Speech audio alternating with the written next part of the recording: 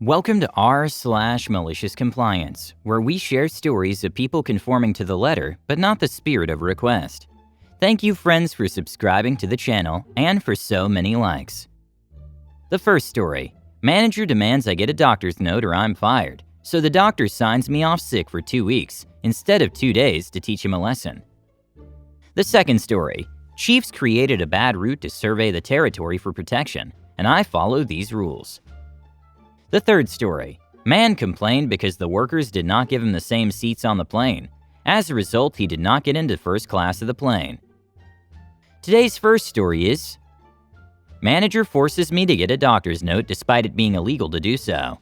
Doctor writes him the most passive-aggressive note, signing me off for 2 weeks instead of 2 days to teach him a lesson. When I was in my early 20s, I worked at a supermarket. I should note that I was a pretty reliable employee. I was never late. In fact, I often got in early, and I rarely called in sick. At the time this happened, I had not called in sick for 9 months, and even then the manager had sent me home. I'd been up all night, swinging between burning hot and freezing cold, so I was obviously feverish, and I had been throwing up at both ends, shall we say. At one point at about 2 a.m. I was on the toilet, with my head in the sink, utterly miserable. I must have passed out because the next thing I knew I was lifting my head off the sink, and it was 7 a.m. I was due to start work at 12 that day, but that obviously wasn't going to happen. So I called up the manager. Let's call the manager Steve. Steve was known for being a real a-hole. He never believed anyone who called in sick, except his best buds. Usually other managers, never lowly staff, but often called in sick himself. A lot of the time we knew it was because he was hungover and not actually sick. The conversation went as follows. Me: "Hey, Steve, sorry, I can't come in. I'm sick." Steve: "With what?" Me: "I don't know. I think it might be the flu. I've been up all night being sick, and I have a fever." Steve: "Don't be stupid. If you had the flu, you'd be completely knocked out. I need you in. Come in or you're fired." Me: "I can't. I just told you I can't stop vomiting. I passed out." Steve growling angrily: "Either come in or bring a doctor's note or you're fired." In the UK, you are legally allowed to self-certify for 5 days. This means you can tell your employer you're sick, and you do not need a doctor's note. If you're sick for more than 5 days, you then need a note. It's also illegal to demand a doctor's note during the self-certify period. I knew this, but I was terrified. This was during the recession. I couldn't afford to lose my job, so I got myself dressed, almost passed out trying to do so, then trudged to the doctor's some 25 minutes walk away. I end up sitting in the doctor's office for a little over an hour, which for walk-in was pretty good. I get to see the doctor and she's furious at me for coming in. You're not supposed to come to the doctor's when you have a cold or flu, and of course I knew I should be able to self-certify. She told me as such, saying I shouldn't be here and I should have stayed at home. I then explained what had happened with Steve and how he had threatened to fire me over this and I couldn't afford to lose my job. I was struggling as it was. My doctor turned her anger towards my manager. She asked me if I got sick pay from the company and I said yes. "He wants a sick note, does he?" the doctor says. "Okay, I'll give him a sick note." Now, my manager just wanted a note confirming I was sick, but instead my doctor wrote something along the lines of this: "My name has come to the surgery because manager name has insisted she come in spite of the fact that it's illegal, and all employees are allowed to self-certify. Due to being forced to make this unnecessary and highly dangerous trip when the patient is ill, has a fever of 39 degrees Celsius, and almost passed out in the waiting room, I am signing my name off for 2 full weeks to recover. Had my name been allowed to self-certify as the law, they might only have needed a few days, but due to straining themselves, they now require 2 full weeks. They're not to be permitted to work until date 2 weeks later." The doctor said she would have signed me off longer, but this was the longest she could do without requiring further evidence. So basically, instead of just being off for a few days, I was now signed off for a full 2 weeks, and I'd be paid for it.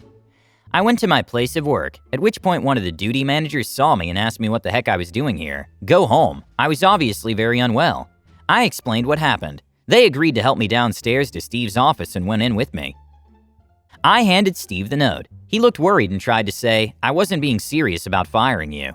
Well, gee, when you angrily growled it down the phone, it sure sounded like it. The duty manager then declared that they were going to drive me home. It was clear Steve wanted to argue, but had the sense to know he shouldn't. The duty manager then drove me home, made sure I was okay, then went back to work where they informed our union rep of what had happened. Steve had a disciplinary hearing where he was given a severe reprimand and a warning. Steve tried to argue he never said I'd be fired, and I was lying, and just decided to go to the doctors. But the duty manager said they heard him admit to it when he said to me that he really didn't mean it. I felt better after a few days, and enjoyed my 2 weeks off fully paid, and enjoyed the nice weather we had. Meanwhile, Steve was forced to work overtime because we were short-staffed. So thanks to the doctor, instead of being off for a few days, I ended up getting a nice 2 weeks paid vacation, and Steve was given a final warning, all because he insisted I get a doctor's note. To clarify the whole "you're not supposed to come in when you're ill," I should have been more specific. The rule is you're not supposed to come in when you have a cold or flu. The reason there's nothing a doctor can really do except recommend you take over-the-counter cold and flu meds.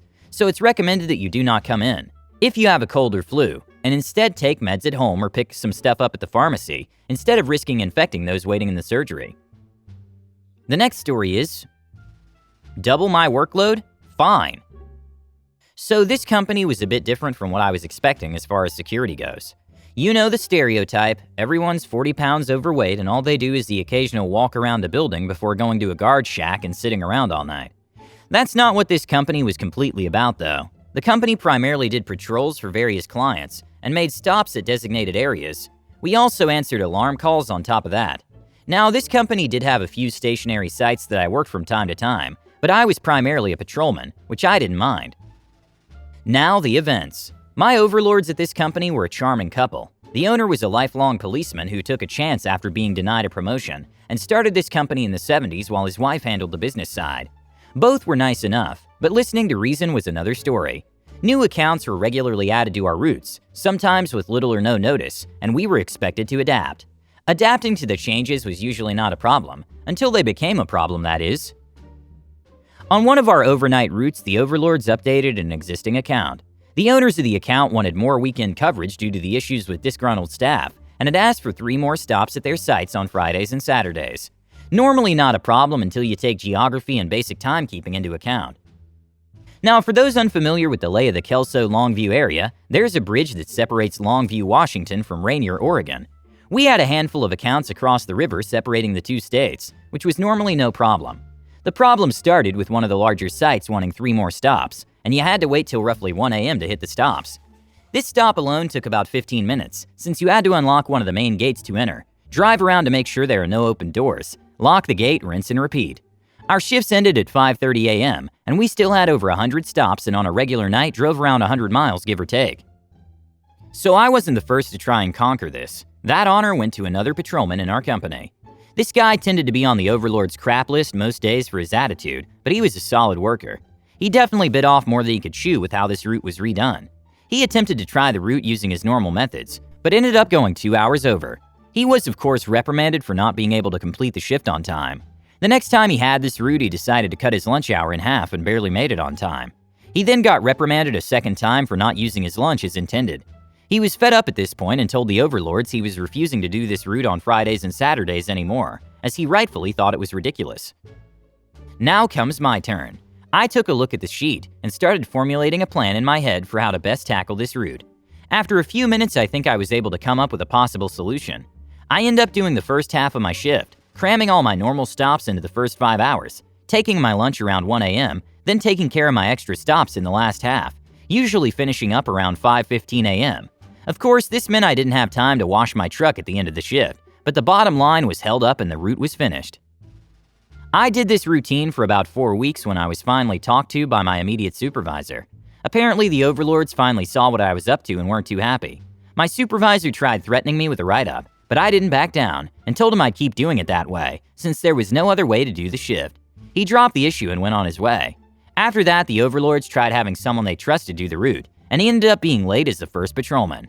After this, the overlord realized maybe this isn't a feasible route and took the extra steps off of the property.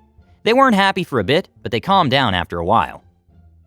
The last story is, he gets exactly what he asked for. This happened when I, female 20 at the time, was a junior in college. Here's some context. I had taken a long weekend trip to Florida with a friend of mine to visit her brother and go to the Universal Studios Fright Night Halloween event, which was awesome, by the way. We had an amazing trip, and we were on the plane about to head home. This was only my second ever time with air travel. So there I was, just excited to be flying in my coach seat, waiting to take off. And we kept waiting. It became clear that there was a problem with the plane when the flight attendants started calling various passengers to exit to be placed on different flights so they'd make their necessary connections. Eventually, after around 40 minutes, it was just my friend and I, plus around 6 other people. And then it was our turn to leave the plane. We were sort of near the end of the group, tromping back out into the waiting area. One couple, probably in their mid-50s, had stormed up ahead of us, and by the time my friend and I emerged from the gate entrance, the rude husband was already berating the pair of attendants, who to their credit remained poised and calm. They tried to reassure him, but he was talking over them. "This is unacceptable. You better get me the same seats we had on that flight." He had the first row in coach, the one with no seats in front of it, and therefore with extra legroom. By then, the rest of us had gathered around, and the attendants began addressing the whole group, offering reassurances, filling us in that there was a critical problem with the plane, which made me very glad for the change despite the inconvenience. Shortly, the attendants returned, and the man practically rushed them. "I demand you make this right." The attendant smiled and said, "You guys are all set, sir," and she smiled at him specifically. "I'm very happy to tell you that we have a flight leaving shortly, and we're able to give you and your wife the exact same seats as you had booked on the previous flight." Rude husband: "I should hope so. That's the least you can do." And he huffily returns to his seat. Meanwhile, the rest of us are just waiting. The attendant then turns to us and she says, "And I'm happy to let everyone else know that you'll all be flying first class with us today." Rude husband was furious and immediately jumped up to demand why they weren't flying first class, while the rest of us just sat there in a state of stunned glee. The attendant just informed the man that she'd given him his request and didn't stick around for more abuse. The wait wasn't long, and soon my friend and I were boarded into the unicorn fabled place that is first class. As a poor air travel newbie, it was like some fantasy land. Huge seats, real hot washcloths, and though we were underage and couldn't partake of the free cocktail, we did get to choose from a basket of distinctive Pepperidge Farms cookies. And the food. We got a whole meal, which was truly delicious, with real crystal salt and pepper shakers at each place setting, and actual meal cutlery.